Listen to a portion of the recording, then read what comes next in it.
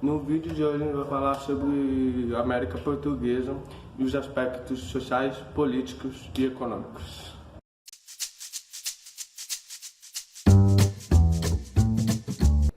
O atual território brasileiro foi ocupado muito antes da chegada dos portugueses. Em sítios arqueológicos eram encontrados relatos que demonstravam e comprovavam que existiram antepassados até mesmo dos indígenas, ou seja, até antes dos indígenas já existiam pessoas que habitavam aqui no nosso país. Nesses sítios arqueológicos se encontram pinturas rupestres e vestígios de humanos até, vestígios de gente. Os sítios arqueológicos mais famosos são encontrados na Lagoa Santa, em Minas Gerais, e em São Raimundo Nonato, no Piauí. Por volta de 400 anos depois de Cristo, floresceu a arte marajoara. A arte marajoara é tratada como uma forma cerâmica, no qual as civilizações indígenas, ou seja, as tribos, elas realizavam a arte de fazer a cerâmica. As civilizações mais famosas por terem feito isso foram na ilha de Marajó e Santarém, as duas situadas no Pará. Apesar da imprecisão dos dados, relatam que por volta do entre o século XVI e o século XVII, existiam várias outras tribos aqui no Brasil. Existiam mais de 5 milhões de índios, ou seja, mais de 1000 tribos, e eles falavam mais de 1000 línguas. Entre elas, vou destacar algumas: a tribo Tupi-Guarani, a tribo Aruaquê, a tribo Cariba, a tribo Tucano, a tribo Pano e a tribo G. Atualmente, existem cerca de mais de 230 tribos no Brasil. Ou seja, esse número ele caiu bruscamente, com o crescimento da civilização e o homem branco interferindo na nossa natureza. Ou seja, os índios eles perderam um pouco do seu espaço. O que muitas pessoas pensam é que os índios eles ficaram no passado, mas não. Muitos índios eles até se modernizaram. Eles moram aqui em cidades grandes, mas muitos índios ainda optam por morar no seu contato com a natureza. O que o ser humano pensa é que o índio é um ser atrasado, mas pelo contrário, ele é um ser muito inteligente, pois desenvolveu a arte de pescaria, a arte de caça, a arte de cerâmica, entre muitas outras artes, além de tirar o seu sustento da própria natureza e não prejudicarem o lugar onde moramos. Bom, eu vou falar sobre os portugueses e o período pré-colonial. Quando os portugueses vieram oficialmente para o Brasil, há discussões se vieram por acaso ou não, ou se foi feita uma viagem antes de Cabral, mas isso não muda nada na história, mas sim desperta curiosidades. No começo do século XVI, o comércio de especiarias foi muito lucrativo na Europa, e isso despertou uma falta de interesse pelo Brasil. Os portugueses limitaram a viagem de reconhecimento e exploração, e os historiadores chamam isso de período pré-colonial. No Brasil foram feitas várias feitorias com a atividade de exportação de madeira e demarcação no postos de terra. Aos poucos o Brasil foi se esgotando e os portugueses tiveram que trocar com os índios. Os índios escutavam a madeira e embarcavam para a Europa, e esse comércio ficou conhecido como escambo.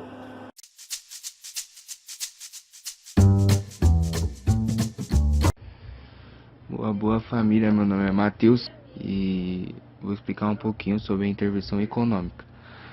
A intervenção econômica, para a gente estar entendendo ela, a gente primeiro tem que entender um pouco sobre o mercantilismo, né?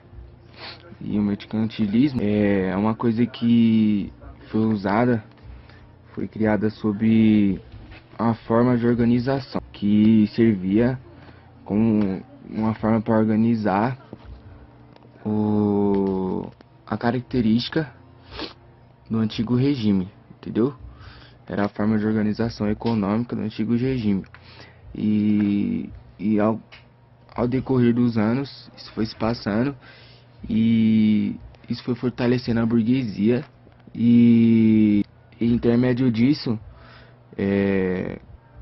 foi criando várias maneiras de se analisar por intermédio da sua compreensão como mecanismo de econômica do Estado absolutista.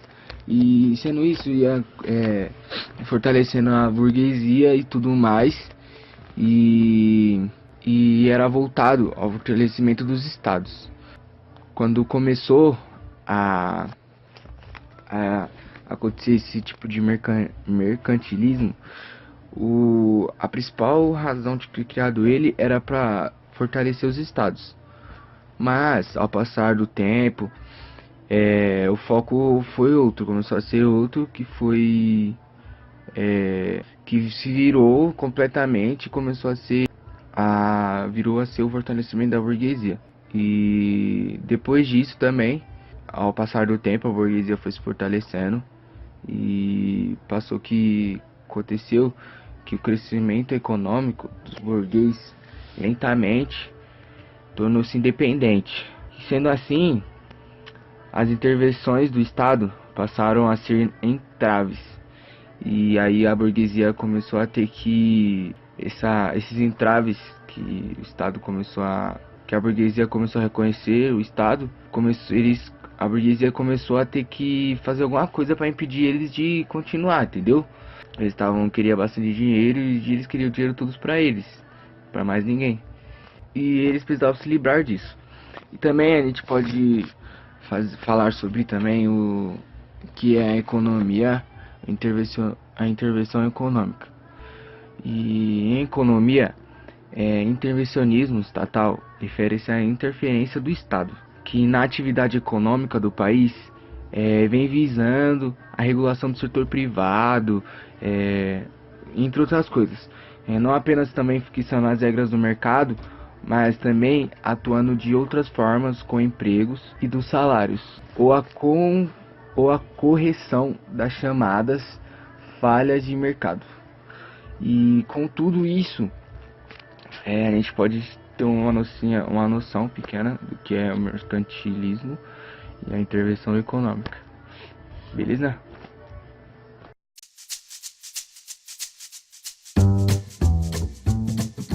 Olá, meu nome é Kirikyu e hoje eu vou falar sobre a escravidão na colônia. O maior objetivo da colonização no Brasil, feita pela coroa portuguesa, foi que eles queriam ganhar lucro. E como que eles iriam ganhar lucro na nossa terra? Fazendo grandes áreas de latifúndios monocultores, ou seja, plantation. O que é plantation? É a plantação de um recurso só. Ou seja, se você vai plantar só abacaxi em uma imensa área, você só vai plantar abacaxi e vai viver só de abacaxi. Não vai ser como algumas hortas que a gente conhece, que plantar alface, essas hortaliças aí, não. É só um tipo de elemento. Ou seja, essa era a ideia de Portugal para lucrar com o Brasil. E eles escolheram o café e a cana-de-açúcar, que foram os dois elementos monocultores do plantation mais exportados, onde eles renderam mais dinheiro.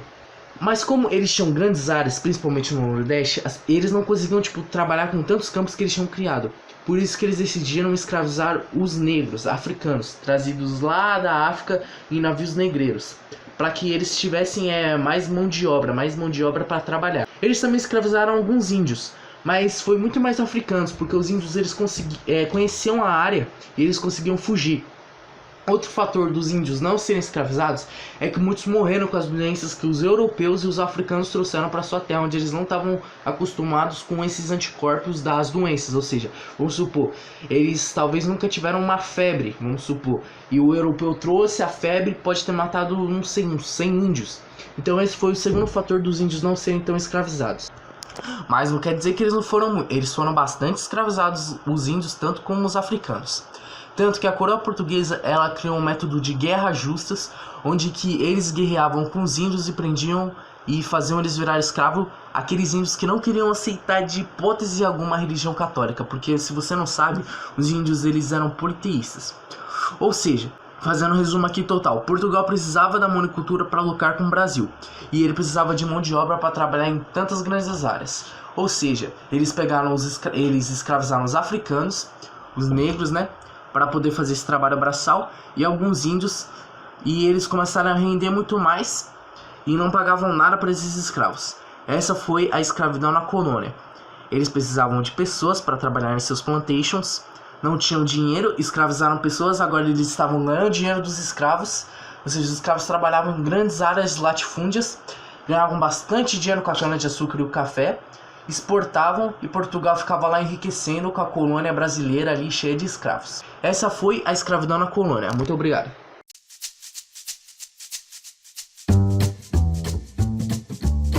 Salve família! Então, eu vou falar sobre a produção agrícola portuguesa na colônia, né? Que foi uma planta da Índia, né? E que foi uma grande atividade exercida economicamente no Nordeste brasileiro. Porque ao fim da Idade Média, o açúcar era bastante consumido na Europa, né?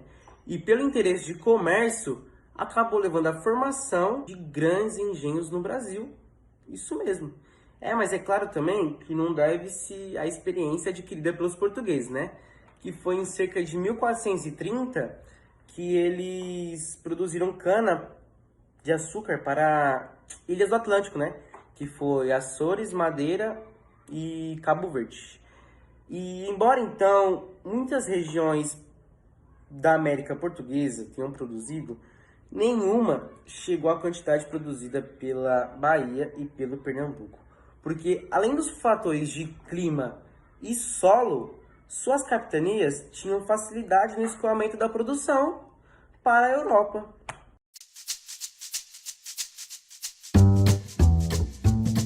Oi, meu nome é Isabela e eu vou falar sobre a sociedade açucareira. Ela é dividida em diversas partes. A principal é os escravos, que eles vieram da África e, dependendo da sua função aqui, eles tinham privilégios. Tinham os engenhos, mas eles eram em menor número, tinham muito mais escravos. Essa atividade ela teve muita importância economicamente no Brasil, muito mais do que o ouro. A partir de 1570 a 1620, teve uma expansão enorme econômica aqui, mas isso mudou com a chegada dos holandeses, na verdade a invasão dos holandeses no Nordeste. A partir de 1630, os ingleses, franceses e holandeses começaram a produzir açúcar na Antilha. Isso teve muita importância no mercado europeu, deixando a produção do Brasil totalmente para trás. Em meados do século XVIII, a economia se voltou totalmente para Minas Gerais com a produção do ouro, deixando novamente a produção açucareira para trás.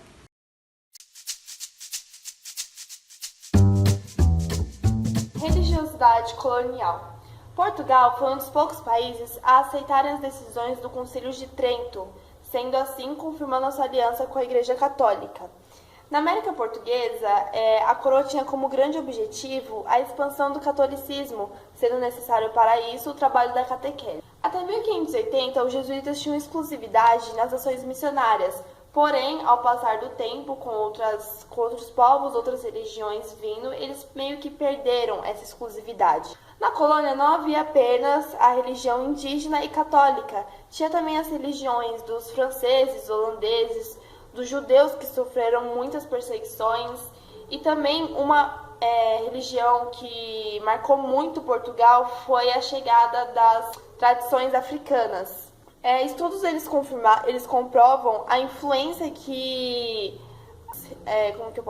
os rituais indígenas e africanos tiveram sobre os povos portugueses em relação aos remédios para as curas de doenças que tinham naquela época. A religiosidade colonial foi uma mistura de tradições, de religiões, e podemos tirar grande base nisso, principalmente pela Igreja Católica, que sempre teve essa mistura de tradições e religiosas ou próprias tradições desde a antiguidade.